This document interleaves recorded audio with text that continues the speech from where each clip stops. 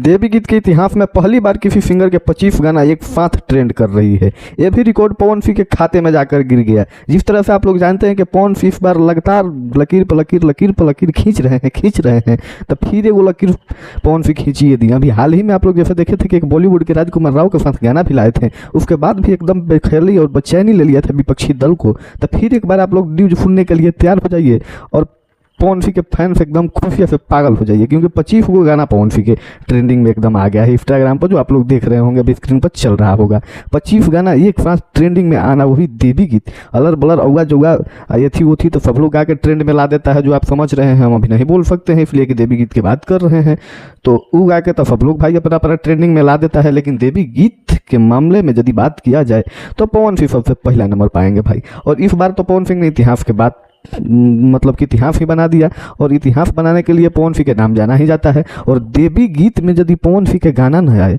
तो हमको लगता है कि देवी गीत के सीजन नहीं बुझाएगा कि देवी गीत देवी जी के नवरात्र आया है।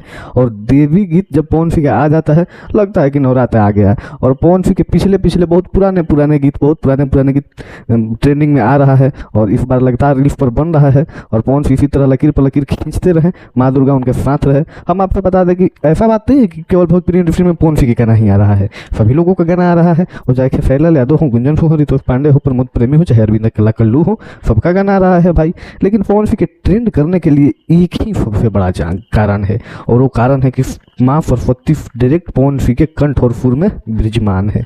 ये केवल हम नहीं कह रहे हैं, बल्कि पूरा देश मानता है।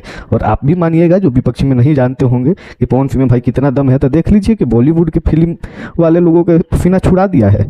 हवा है, हवा उड़िया जाएगा, सबको उड़िया देगा भले। तो हम आपसे बता दें कि आप लोग इसी तरह पवन सिंह को सपोर्ट करते रहिए, और चैनल को सब्सक्राइब कर दीजिए, वीडियो को लाइक कर दीजिए, कमेंट कर दीजिए। और पवन सिंह पर किस तरीके के न्यूज़ आप देखना चाहते हैं, ये भी कमेंट जरूर कीजिएगा। जय भोजपुरी, जय भोजपुरी समाज।